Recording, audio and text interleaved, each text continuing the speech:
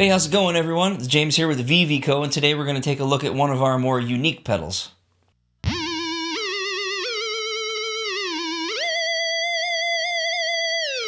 Yep, you heard right. A theremin pedal. Now, this theremin pedal is part of our new Almanac series, which is pretty much a tribute to the history of pedals in these small books. Be sure to check out our website. You can order just about anything that we've made in this small form. We're going to dive right into it, but I'm sure some people are wondering what a theremin is. I mean, bruh, what even is a theremin? So the theremin was invented in 1919 by a Soviet inventor of the same name. It was originally intended for the military, for its study in proximity sensors. However, I'm not sure exactly what it was used for because I'm not really that much of a history buff, and I'm definitely not a war expert. But at some point, its inventor realized that it would make a pretty cool instrument. So he began to tour it all over the world to sell out crowds, showing off the pretty cool things it could do. And in 1928, he received a patent for it. But due to its eerie sound, it really took off when sci-fi hit. In fact, you can hear it on lots of old sci-fi movies like The Day the Earth Stood Still. And it was even used recently on Disney Plus's Loki series. But what really makes it shine is this is considered to be the precursor to the modern synthesizer. In fact, Robert Moog actually cited the theremin as one of his main influences for the Moog synthesizers. They completely started a revolution for music that we're still feeling and emulating today. You can also hear it in some pretty famous tunes, ranging all the way from the Beach Boys' Good Vibration, that kind of whistly sound, or when you see Jimmy Page doing this kind of crazy stuff. Or even this guy playing Somewhere Over the Rainbow, which apparently has like 11 million views. So how did it work? Well, basically it used a proximity sensor on one side, and on the other side there was a volume. So you would swell the volume with one hand, and you would move your other hand closer and farther away to change the pitch. So the pedal that we're going to be taking a look at kind of emulates that sound, but lets you use your guitar to actually play the notes. Alright, so let's just take a look at it here. On this side we got a volume.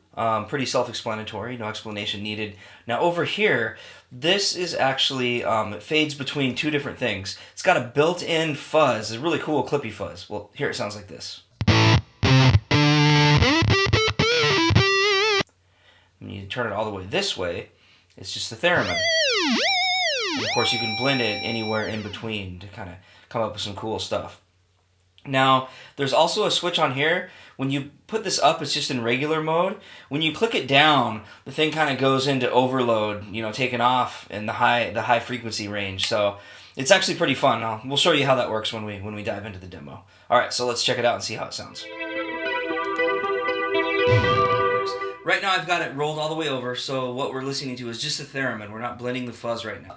It might feel like it takes some getting used to, but that's just because of one factor, and that's that the notes ramp the pitch up, and when you stop, it brings the pitch back down. It might feel like the tracking is kind of squirrely, but you just got to factor in the notes going up and down. Here that goes up and back down. So as long as you keep that in mind, it makes it a lot easier to use. Think of each time you stop as restarting the swell, the wah. So you can move up notes. As long as you don't make a break in between the notes, you can keep the pitch moving. But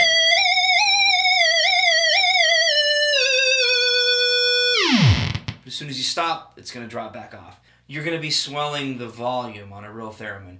Now, we don't have a way to swell the volume here, but you can easily use a volume pedal if you want to kind of get that swelling 50s sci-fi kind of vibe going on. Just make sure you put the volume pedal after the theremin pedal. If you put it before, you're going to be messing with the amplitude going into your theremin pedal, and that's not good, so make sure you put it afterwards. It also sounds really cool when you add some delay, either your favorite delay or one of ours.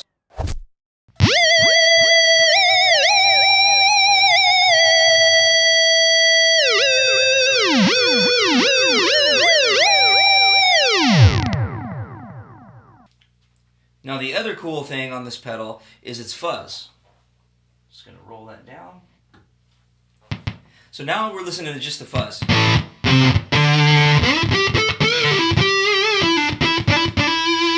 You can hear it's a pretty nasty analog, clippy kind of fuzz. One of my favorite kind of fuzzes to play with.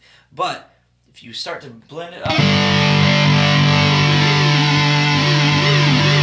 Now we've got fuzz and theremin at the same time, and this sounds pretty cool.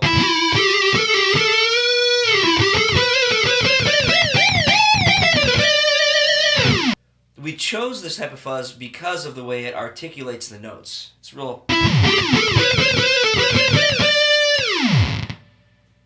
It's very precise.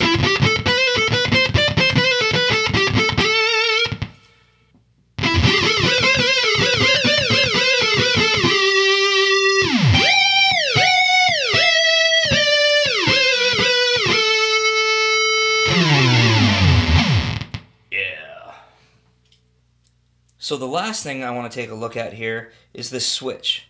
Now what this is going to do is it's going to move it up, not just an octave, but once you engage this switch, it's going to keep moving up and up and up and give you some really cool, crazy effects. This isn't something you're going to want to turn on and leave on. This is just an extra little feature to reach down and play with. This is just an added feature to have a little bit more fun. So let's take a look at what it does. Now when I hit this,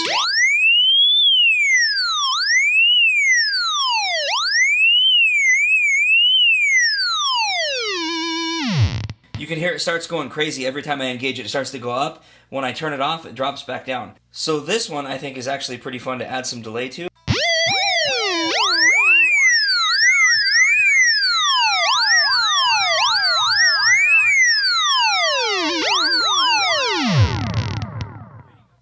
I have tried this pedal out with some different guitars, and humbucker single coils, they both seem to work fine. So, in fact, I forgot to even look where I was set before I started this demo. Looks like I am on the bridge. I am on the bridge as a humbucker. So any guitar is going to work, so have fun. There you go. This is the Theremin pedal from VVco, and we'll see you next time.